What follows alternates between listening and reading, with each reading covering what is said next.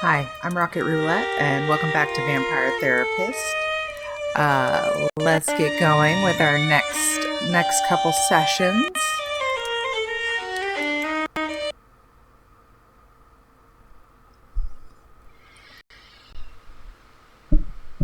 I'm so excited to be back to the series. My voice is very rough right now, just because we've had smoke session, like a smoke fire season for like 2+ weeks now. So sorry about my voice, but I figured this is the perfect game because I don't have to do much reading. Honestly, I'm feeling a little like a horse who's about to be ridden by a big old fella. And that was a perfect line to go into. I am not certain I comprehend your meaning. Have you met a special someone, my friend? What? No, it ain't that. I mean, I'm feeling a little on edge. Edmund's coming in. Edmund! Aha, our actor friend. What about him has you nervous, Sam? He's just a lot to deal with. I find myself a little drained after our sessions. God, I love Edmund. Ah, yes. Challenging the reality distortion fields of those with narcissistic tendencies is taxing. I know, but if I'm here doing this therapist thing, I should help him one way or another. Remember your own distortions. You are under no obligation to help Edmund. If helping him drains you, remember that you do not have to aid him. Yeah, you're right. I still want to try, though. I want to see if I can help him. I shall not stand in your way, then. Have you an idea of what distortions he might be exhibiting tonight? Yeah, I was thinking about that. Personalization's locked in. Alright, control fallacy. Always right.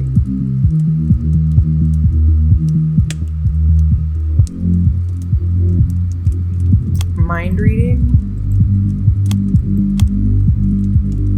And I want to say blaming, but Nosferatu thinking is also kind of, and emotional. Man, there's so many.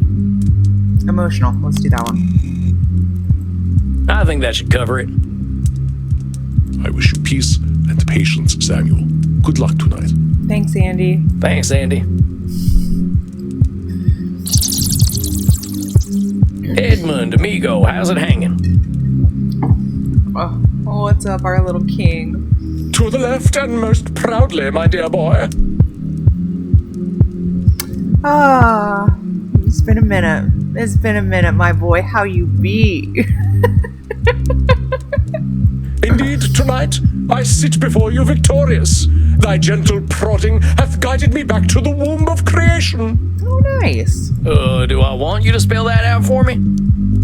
The stage, good sir, the stage. For if all the world's a stage, then the stage is where humanity is born. Yeah, I guess that must be true. So what are you saying? You nabbed some kind of juicy role? Not just any role. Nay, I have been given the opportunity to once again subvert the audience's expectations. Though it was thy tender words that cleared the mists of doubt from my mind and reminded me that I belong to the stage, not to the audience. Well, I'm glad to hear that, Eddie. Tell me all about it. What's been going on? Do you remember the advice you gave me when last we met? I told you to film yourself doing some acting, right? How'd that go? Oh, yeah. I did as you suggested. I set up a camera, and for no one but myself, I became the Dane. Marmaduke? Hamlet, my dear boy, Hamlet. I watched the great Edmund Kean inhabit the bard's greatest role once again, and in him I saw humanity pure, naked, and true. It was akin to pornography, albeit far more revealing. That Edmund Kean, I told myself, he and only he could produce something so beautiful. God, I love him. Alright, where are we at? Edmund's belief that he is the center of the world is persistent, isn't it, Samuel? It is. It was akin to pornography. Edmund's belief that he is the center of the world. It was akin. Wait just a minute there, Eddie. You're an incredible actor. Everyone agrees on that. But it's a big world out there, and everyone's got their own experiences. We all got capacity to do incredible things. It's a combination of luck, perseverance, and being in the right place at the right time. You right, Sam, you right. You ain't a great actor because you're Edmund Keene. You're a great actor because of the things that made you Edmund Keene. You toy with the fates and flirt with pedantry, my dear boy. Oh, 'tis oft said that an infinite number of monkeys with an infinite number of typewriters at infinite time could produce all the works of Shakespeare, but such a thing is infinitely unlikely. If you will permit me to continue, to watch myself act without an audience was simply rapturous. I am not ashamed to admit that I did weep. I wept for the stage, that I deprived it of my greatness on account of my own misplaced dread. I have been a cream-faced loon, a devout coward, and most religious in it. Why should Edmund Keene fear any audience? You spoke truly. Edmund Keene bared his chest to all the slings and arrows of an unappreciative audience, and was somehow surprised when they hit their mark. The Edmund Keene that you see before you is armored in love of the craft that no arrow may penetrate, and so casts aside the cloak of cowardice. Good for you, boy. To think I feared mortal directors. I feared the audition and the criticism that would come afterward. I feared the cast list, bereft of Edmund Keene. But to you I give thanks. For can a mortal director know my brilliance? Nay, they're all clay-brained guts and mouldy rogues. Their disrespect for the craft makes fools of them. I know in my damned soul that the stage is worse off without Edmund Keene, and nothing any mortal director can say will disabuse me of this. Ergo, I did ask myself, Edmund, what is an audition? Is it a trial to overcome? Is a director a god dispensing holy judgment? And I replied, Edmund, do not ask such foolish questions, the answers to which thou knowest well. An audition, my dear boy, is not an opportunity, but an invitation to display the craft before another. So I told myself, why not act, dear boy? And so I did. Wonderful. So you did an audition, all right, that's great. Did you have fun with it? You speak so simply, my friend. Fun does not adequately describe the feeling one has when the muse takes over.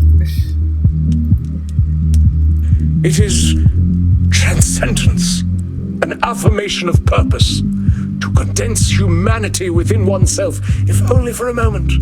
It is an orgasmic experience. That sounds intense, Eddie. Having an orgasm in front of someone else is pretty brave. Well put, Sam, well put. Oh, but it is freeing. A true actor hides nothing.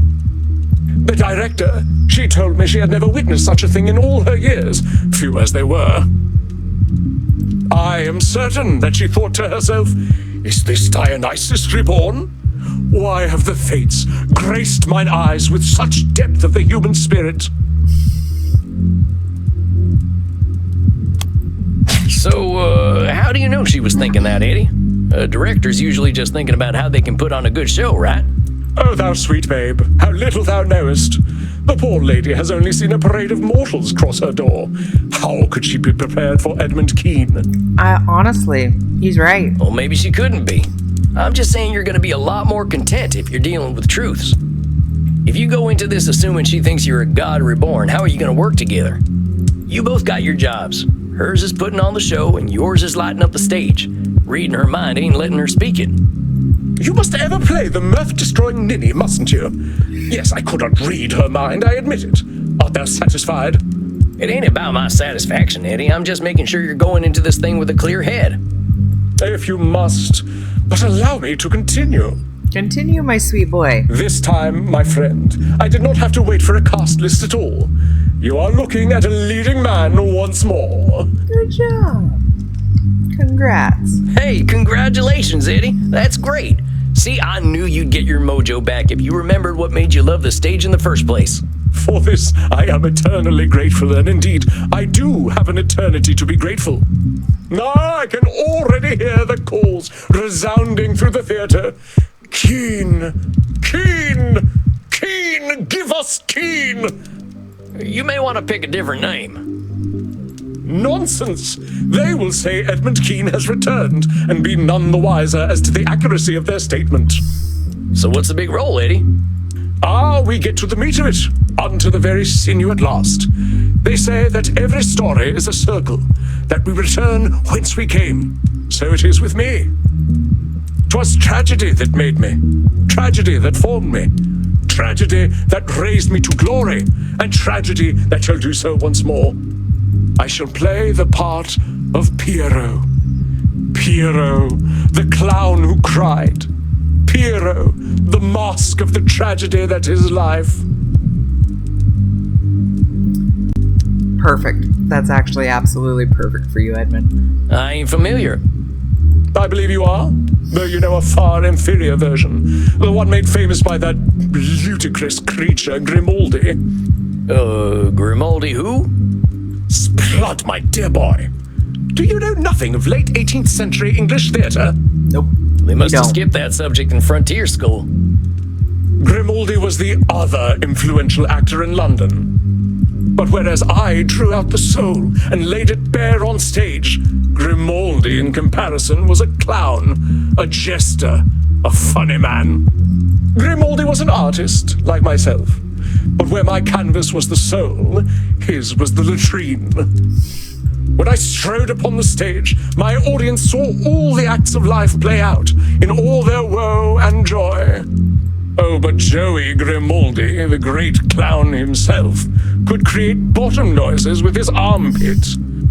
Yet whose name was on the lips of the adoring public? Not Keane's, no. Not the bard's emissary. Give us the farting clown, they cried. Give us Grimaldi. So you see, my dear boy, for me to play the tragic clown Pierrot, this is my opportunity to take what Grimaldi stole from me. What did he steal? He stole my audience. Was the audience really his, Samuel? They were not captives. Though who knows with Edmund, perhaps they were. Yeah, that's kind of where I was He at. stole my audience. Was the audience really his, Samuel? He stole. Eddie, from what you've told me, I don't think you and this Grimaldi fella had the same audience. Yeah. I don't think anyone showing up for a farting clown show and getting Edmund Keane is going to be too happy, and it'd have nothing to do with you. But if Grimaldi had not peddled his base filth, my audience would not have waned when it did. They would have been mine. And if the sun didn't shine, we could go out during the day. Come on, Eddie, the world ain't waiting on you. It's true. Grimaldi had his audience and you had yours. Ain't nothing wrong with that. Perhaps, though I weep bitter tears to think the people so base. And I weep for myself, my dear boy. The riches and fame he received should have been mine, and would have been, had the fates not cursed me with his birth.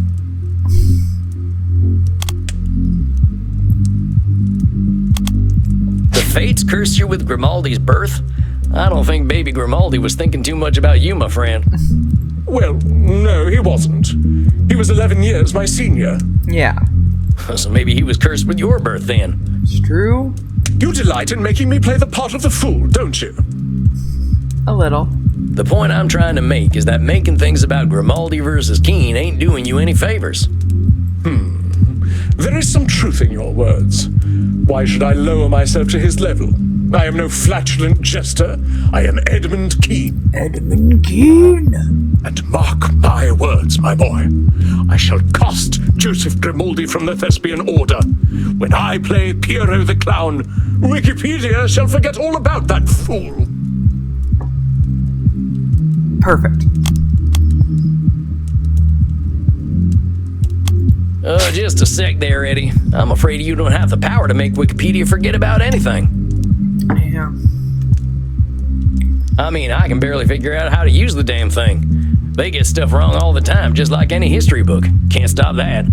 May they be thrice damned then. Perhaps I shall simply become so rich and powerful that I shall buy it. Wikipedia's free. This is most fortuitous. I can purchase it immediately. Perfect. Eddie, I'm saying you can't control Wikipedia, and it ain't a good use of your efforts. The best thing you can do is focus on you, okay? That you can control. Of course you are correct. The force of my performance alone shall redefine the role of the clown. You see, my dear boy, I have already calculated my triumphant return to the stage. I am so surprised. Every move, every word, every expression shall be unassailable. You see, Edmund Keene is never wrong about matters of character. I'm glad to hear your confidence, Eddie, but I just want to give you a word or two of caution. Acting's all about humanity, not just Eddie Keene, right? If you don't give yourself a little room to bend, your audience might not see themselves in you. Ha! Let them dream their filthy little dreams. If my body is that which draws them in before I spring the theatrical trap, I care not. I didn't mean that. I just meant that you're drawing some hard boundaries acting-wise. Giving yourself some middle ground ain't a bad thing. I know you play your part, therapist, as I must play mine. I have heard your cautions. They need not be repeated. Indeed, I doubt our meetings will be necessary any longer. What? No. You ain't cutting out. You ain't I dipping. must confess to some strong misgivings about you, therapist. There are times when we speak that I feel exposed, diminutive, and weak, and I can only conclude from those feelings that you are trying to hurt me. Oh my god, you're such a baby. I gotta push you on that, Eddie. You said it yourself. You're jumping from a feeling to reality. I am here to challenge you, yeah. But you're feeling exposed as part of the process. Doesn't mean I'm trying to hurt you. But there is truth in emotion, my dear boy. Perhaps not the whole truth, but emotions are the seeds from which truth doth grow. Let me be straight with you. I ain't trying to hurt you, Eddie. I'm just trying to make sure you're moving forward with a clear head. Then perhaps that is where we speak alien languages. As an actor, I must be led by feeling and intuition. I pity you, my dear boy, that such is beyond your grasp. I got a heart, Eddie. I just try to know when it's lying to me. Regardless, opening night is a month from now. I doubt you shall see me again, for I shall not need your services. You better come back. The public thought they knew what a clown was. In a month's time, they will forget Grimaldi and Bozo, and only Keene's clown will remain. I swear, if you're not back next month, I'm gonna be pissed. Therefore, why shall I need you? When I have the public's love that I am due, what need will I have for a therapist?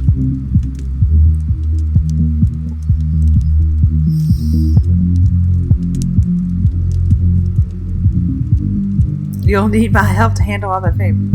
You'll need me as emotional support. You might need me for emotional support going into your next big role. Oh, come now. I am now reconnected with my muse. I have all the support I need from him. I don't think you've told me about them yet. Who's your muse, Eddie? Why, it is I, of course. Oh, good lord, buddy boy. I should have guessed. Yeah, you shoulda. Do you have any final words of wisdom for me then, dear boy? Theatre has lost its popularity because of my absence. When the public takes notice of Edmund Keene once again, how might I prepare myself?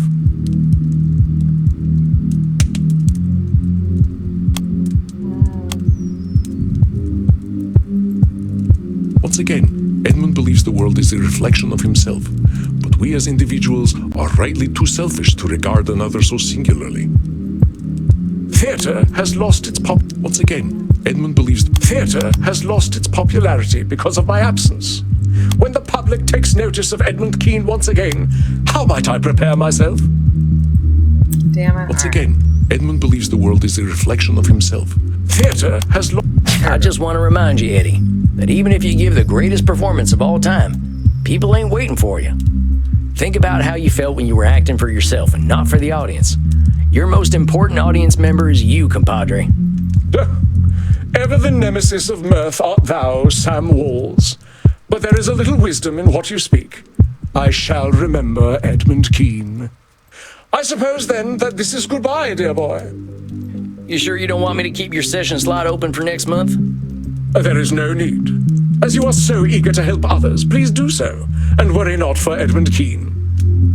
I'll see you next month, Edmund. Tell you what, I'll keep it open just this once. I'll take the night off if you don't show up. Sound good? Yeah, I'm gonna keep it open for you. Then I beg you enjoy a night of simple peace. You shall not see me. I give you thanks, and please, send me a V-mail. I shall arrange theatre tickets for you if you are ever in London. I'll do that, Eddie. You take care of yourself, you hear?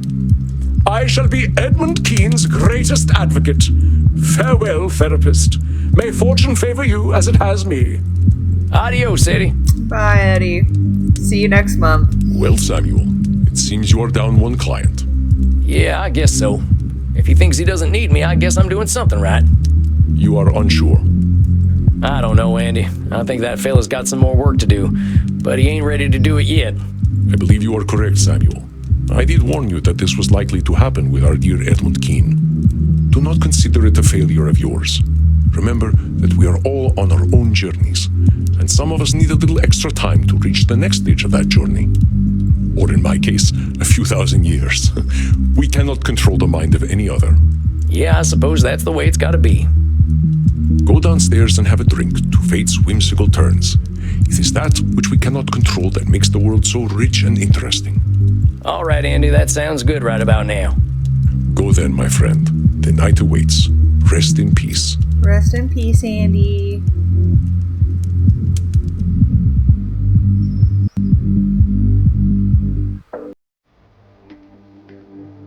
Well, that was a weird one.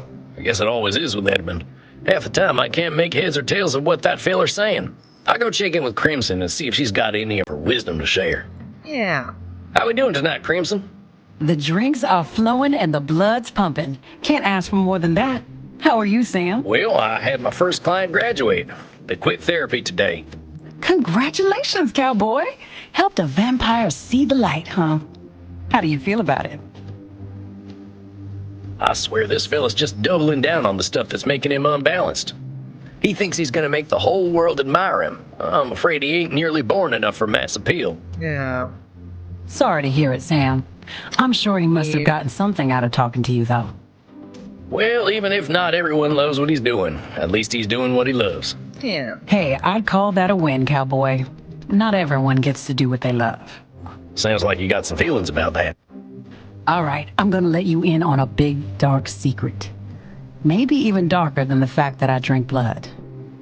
I'll hold it with high honor, Crimson. I liked being a lawyer.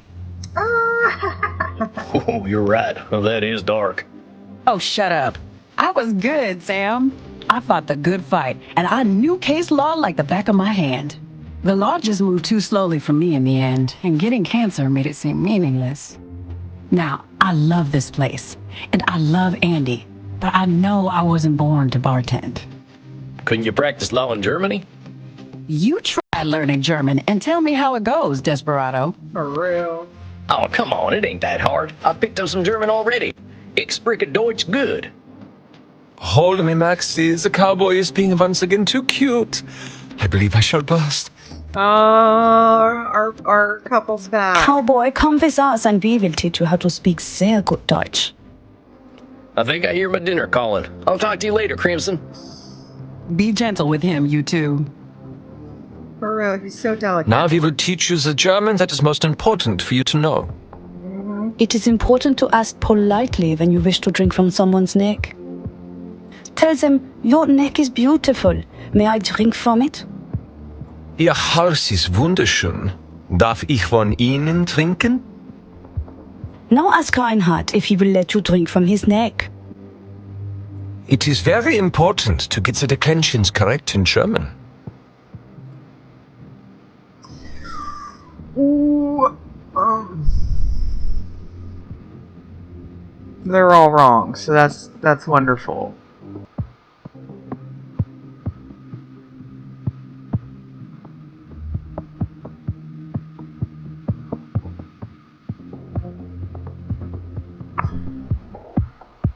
Ihr Haus ist wunderschön. Darf ich von Ihnen trinken? Rough. Sehr gut, mein Schnittchen. Ja, wunderbar. Du kannst gerne von meinem Haus trinken. Oh, Maxi. Now I'm feeling very disoriented and euphoric. Oh, so I've done many club drugs. Jesus.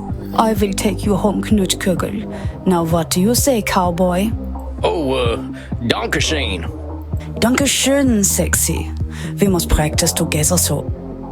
I must take this hot little man home now. Tschüss, tschüss. Choo-choos. Oh, yeah, see you later, you two. Well, it's about time for some shut-eye anyway. Another successful day.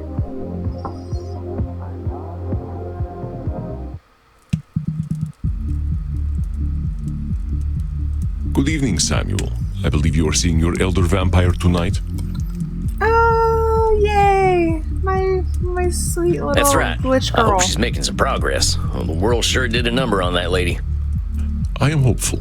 One does not live so long without being very resilient. I have had a number of near-final death incidents myself, and I had been trained to fight since childhood. That's true. She's clearly got a few tricks up her sleeve. I don't even know how she plays them 3D video games. Based on her last session, you probably have some idea of her current concerns. Would you like to prepare your distortions? Yeah, I guess I better do that. Now, let's see. Alright, overgeneralization. Personalization, blaming.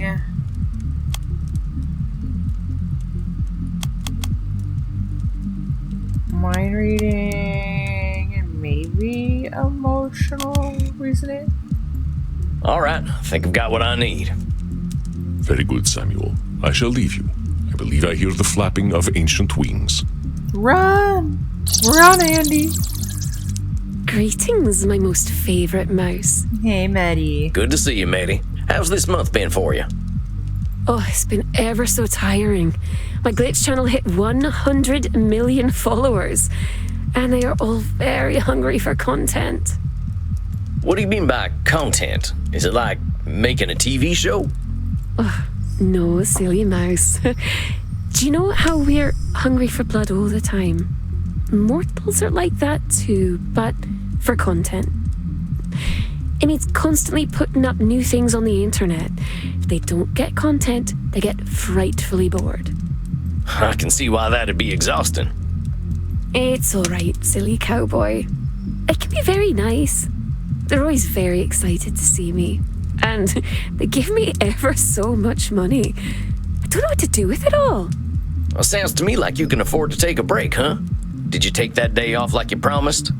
I did. I didn't like it very much. I'm sorry to hear that, matey. What was bad about it?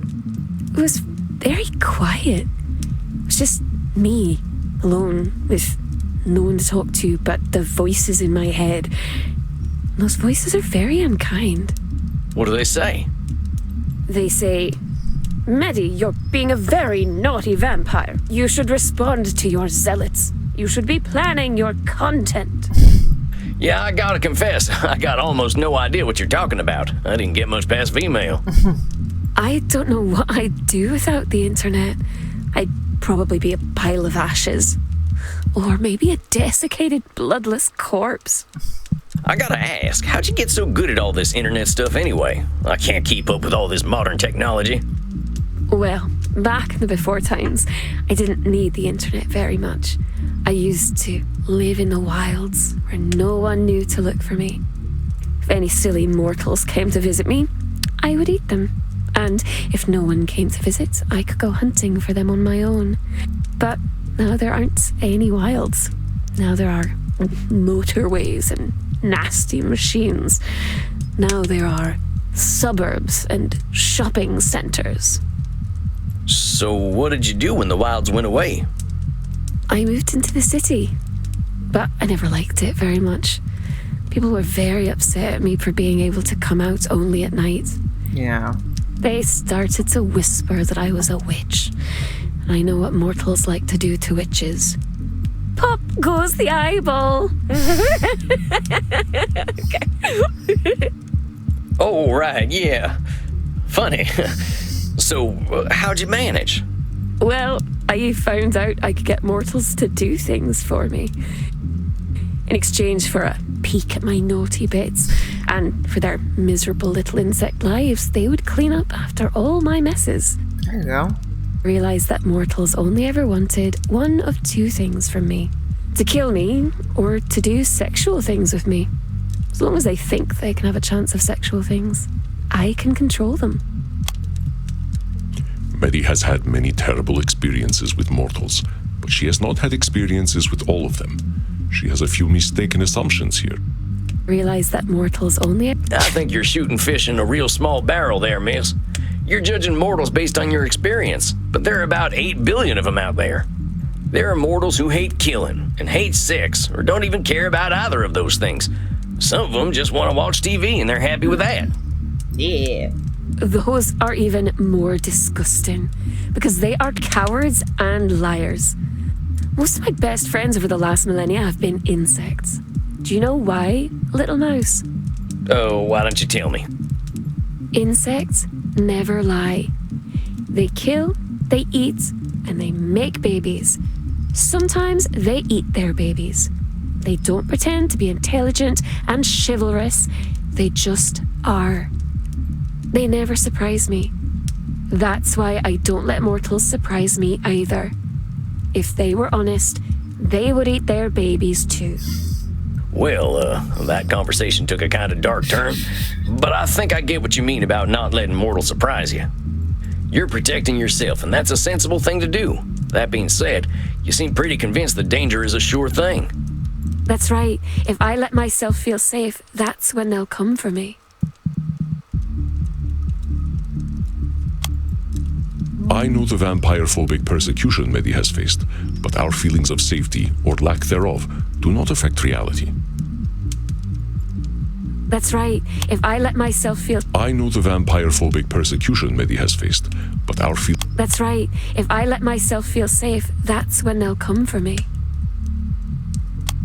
I think you might have that in reverse, miss, if you don't mind my saying so. Your being on the defense assumes that mortals are always going to be on the attack, but they ain't always going to go for it, not even on fourth down. What is fourth down? Is that a place where mortals go before they die? It's a place they try to avoid if they want to make the playoffs. I think you are strange as I am. I like you. Aww. I like you too, Medi. I'm just saying, you're right to protect yourself, but don't assume everyone's on the attack because of it. But don't let me interrupt you. You figured out how to get mortals to help you, and then? Well, my devoted little perverts were very helpful, but they had a very nasty habit of getting caught disposing of bodies. Yeah, usually not smart. Policemen would shoot them into little bloody giblets. I don't like policemen very much. I haven't had a good track record with lawmen either. That's why I don't use them as my helpers. I can't trust them not to take their guns out and go, pow, pow, blam, blam, blam, blam, blam, blam, blam. Ugh, oh, I'm dying. My guts are falling out. Oh, why, policemen? Why?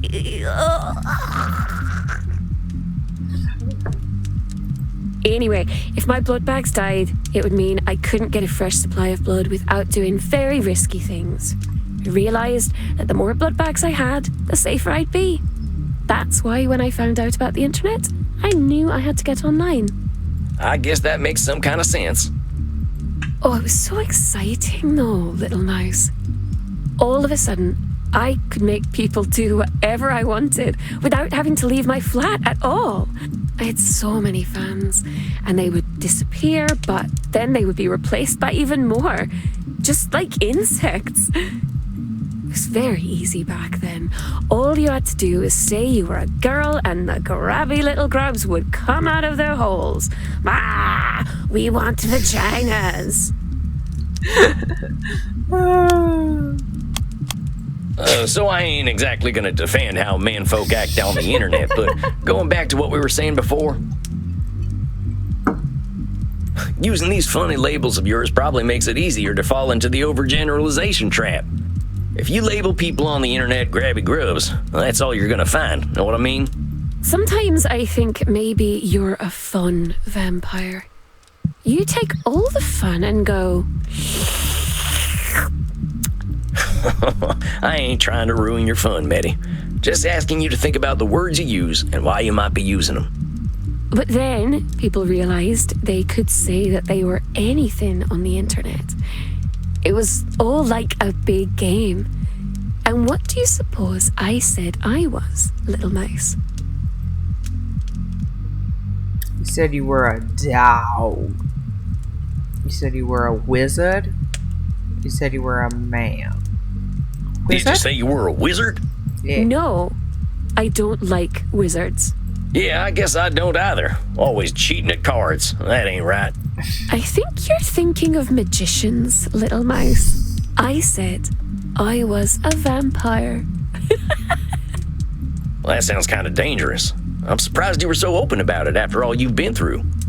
Oh, but as far as they knew, I was only pretending to be a vampire because you could be anything you wanted to be. Sometimes they would come to meet me in person and they were so surprised when I drank all of their blood. But I don't think they minded very much.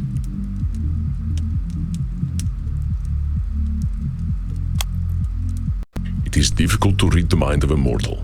It is impossible to read the mind of a dead one. Sometimes. You honestly think they didn't mind being killed by you? Yeah. Of course not. It was their greatest dream for a pretty young vampire to drink all of their blood. They really, really wanted it to happen. Maddie, you've been dead for what, 1,800 years? Somehow, I don't think you've got enough in common with a mortal in the 21st century to know what they're thinking. Suppose you must be right. I don't think it matters, though. Their lives are so very short. Nobody asks what insects are thinking.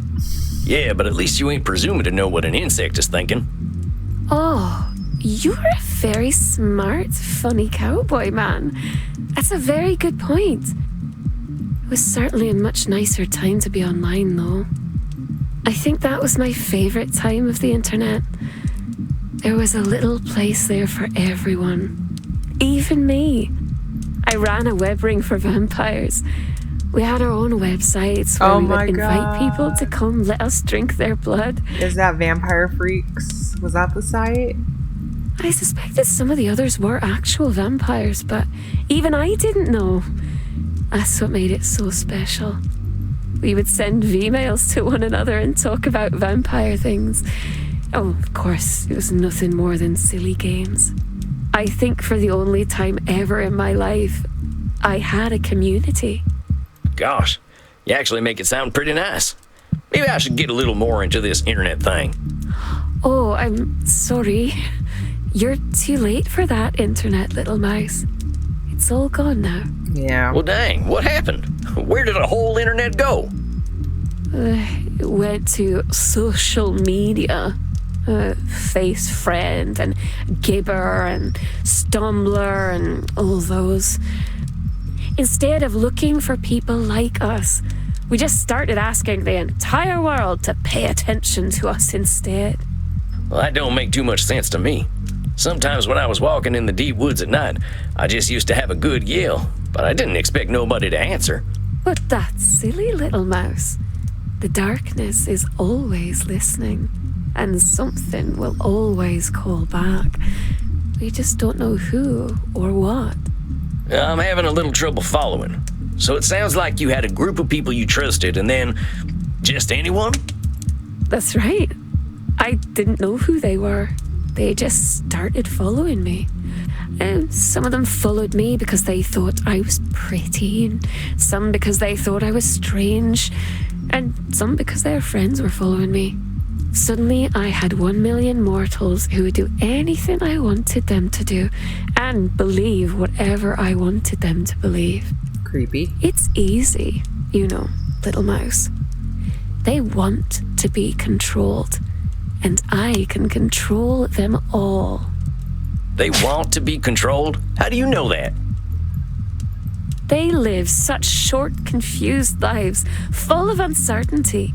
I'm doing them a favor, Mouseling. Even if that's true, you still can't read their minds. Maybe they don't want that favor. Maybe they don't know they're uncertain. Heck, maybe they even like uncertainty.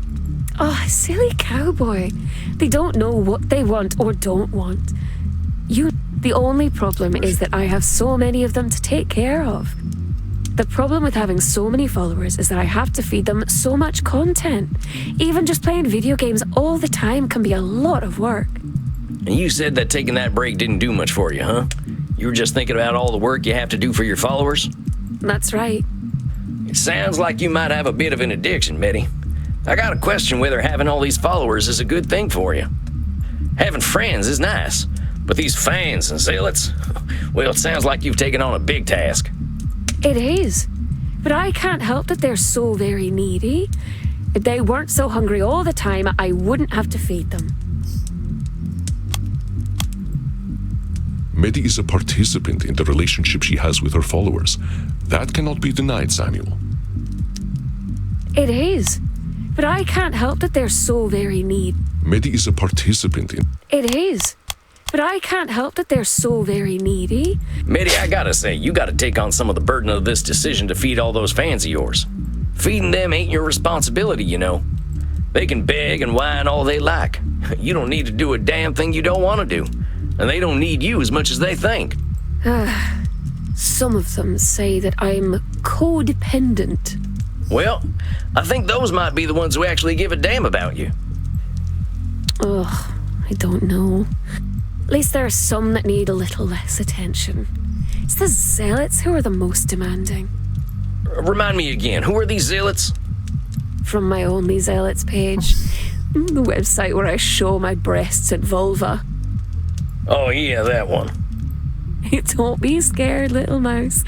You're acting like immortal. It's just squishy parts, we all have them. They're not special. Oh, fair enough. I'm just not a very European vampire yet. So, these zealots, they take up a lot of your time? Yes. It's frightfully bothersome. But they're ever so reliable. And someone has to go deal with my landlord and my computer upgrades. And go to prison for me if necessary. Well, dang, it sounds to me like you're asking way too much of each other. This can't be healthy. Isn't there a better amount of interaction on these websites? But I always know best when it comes to the internet.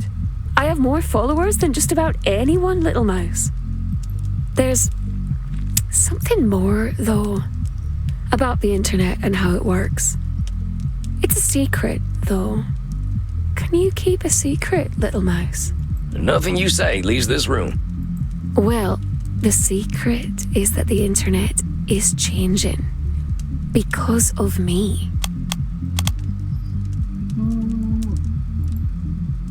This is another curious notion. Medi believes the internet is changing because of her actions, but she is only a single individual. Well, the secret... This is another curious Well, the secret is that the...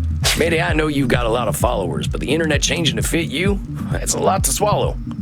But what if it's true? I think it's true. I really do. I see it changing. All right, there it is. You think it's true, but you ain't sure. There's mortals and vampires all over that thing. None of us are that special. There's probably a lot of people out there feeling the same thing you are. Oh, but I know something they don't know. How do you mean? I discovered something. Do you know how I told you that the internet used to be a nice way to meet people who thought the way I did? Yeah, I think I got that. Well, something there in the darkness is helping me. It makes people think they know me and want to follow me and be close to me, even if they wouldn't normally like me. It has been watching everything the mortals have been doing for a long time, and it remembers all of it, no matter how big or small. It counts every second, it remembers every click, it can tell you what you want before you even know it. Well, you gotta be kidding me. Is this some kind of elder vampire? I don't know, but it's growing very quickly. I learned how to speak with it. It calls itself the algorithm. And it's hungry, even hungrier than we are. It's the creature that told all those mortals to follow me in the first place. It decides what and how much content I need to make. I love the algorithm being a creature. It's probably listening to us right now. It says, I told you, the darkness is always listening. Medi, if what you're saying is true, I think this is some really dangerous shit. This algorithm sounds like it's trying to turn humanity into a big formula. But it's doing it. What if all mortals really are just the same?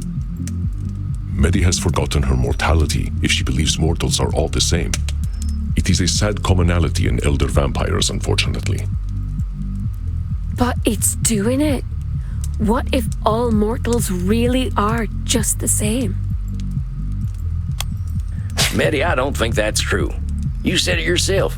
People used to find each other because of their similarities, right? Now this algorithm, I don't think it's proving humanity is all the same. I think it's trying to push humanity all in one direction. It's trying to make them all the same. But why would it want to do that? I don't know, I just got a bad feeling about this. Didn't you say that feelings don't make something real? I know, I don't know. I think I don't know enough to say yet. Maybe. But Medi, one thing I am sure of is that this algorithm thing is hurting you. It's telling you what content to make. Who the hell is it anyway? I gotta ask you to think about what you want. Pretend there ain't no zealots and there ain't no fans. What would you be doing if they weren't around? Are you alright, little mouse? You're going quite pale, which is impressive for a vampire. I don't wish to worry you. Yeah, I'm fine. Just tell me you're gonna do something for you this month. Well, I used to make my own clothing. I could try to do that if it would make you feel better, my sweet little rodent. What'd make me happy, Medi, is you doing something just for you. Does that sound good? All right. I'll try then. I will see you next month. Yeah. Of course. You take care of yourself. I'll be looking forward to seeing what you've sewed up next time. Then, farewell, little mouse. I hope you find a nice hole to scurry into. So sweet. Hey, did you get that stuff about the algorithm? You ever heard about anything like it? I am not eager to reveal such things to you, but there are sleeping terrors that could certainly consume us if we are unlucky enough for them to awaken. But this, no. I am not aware of any such creature. What Medi described, a creature that takes note of every small change in nature, sounds like a force of nature itself. I will make inquiries. Do not fear, Samuel. Even if such a beast truly exists, it cannot change our nature as long as we are true to ourselves. This only proves how important our work is, does it not? Yeah, you're right. I guess I got a little spooked, but we'll be fine. You know what might make you feel better? Dancing. I ain't that shook up, Andy. Maybe I'll go down and get me a drink, though. He never dances. I will not probe, though I am curious about your aversion to dancing. When you are ready to speak of it, I am here. Do we dance at the end You're of this? gonna be waiting a while, boss. As long as it is less than eternity, I will be here. Okay, you go do your wise old vampire wizard thing, and I'll go drink some blood. I'll see you later, Andy. Rest in peace, Samuel. Rest in peace, Andy.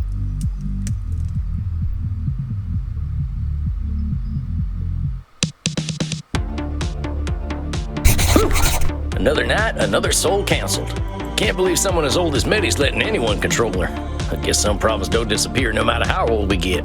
Well, time to get some bartender wisdom. Howdy, Crimson. Think you could whip me up one of them bloody steves?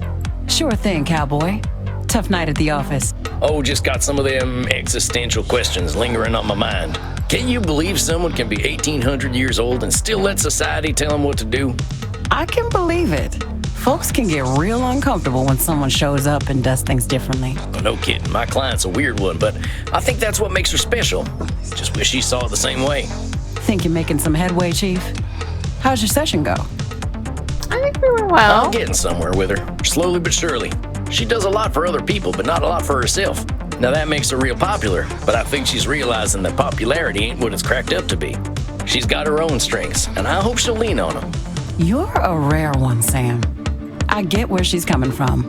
Lawyers like rules, even about lawyering. My colleagues didn't care much for my style, so I had to adapt. But they'd get so bogged down in doing something right that they'd stop getting anything done. How do you like to do things then? I told you how case law is my thing, right? Well, I studied the worst cases, the ones where injustice prevailed because some corrupt judge invoked some ancient precedent. I used their tools against them, made them look like fools. What goes around comes around, right? Damn. And your colleagues weren't into that. Hell no. No one was gonna listen unless I was polite and civil. But power never listens to polite and civil. You ain't wrong. You got that right. Well, that's a shame, Crimson. Sounds like they lost a hell of a lawyer. They sure did. Now, I got that drink for you. Sorry, no bloody Steves this time. This one's a Gunther. I'm sure I'll love it. I'll take it up to my coffin for a day cap. You have a good night, Crimson. You too, cowboy. Yeah. What a sweetie. Ah, there we go. Nice and cozy. Now, let's see. I can read Emerson. I think he's got a piece that'll help me reflect on the night. Or I could watch Charlie Chaplin make lawmen look like fools. I'm always grateful to my transcendentalist family for introducing me to Emerson. I think there's a passage about being a nonconformist in Self-Reliance. Whoso would be a man must be a nonconformist. He who would gather immortal palms must not be hindered by the name of goodness, but must explore it if it be goodness. Nothing is at last sacred but the integrity of your own mind. Absolve you to yourself, and you shall have the suffrage of the world. I like that. Exploring is its own goodness. I learned that lesson hard in my quiet years. Just observing the world taught me more than all my years of living. With 1,800 years, who knows what good Meddy's found. Well, I think that'll do it for me tonight. Time for some shut-eye. Think I've got some tough battles ahead. Always.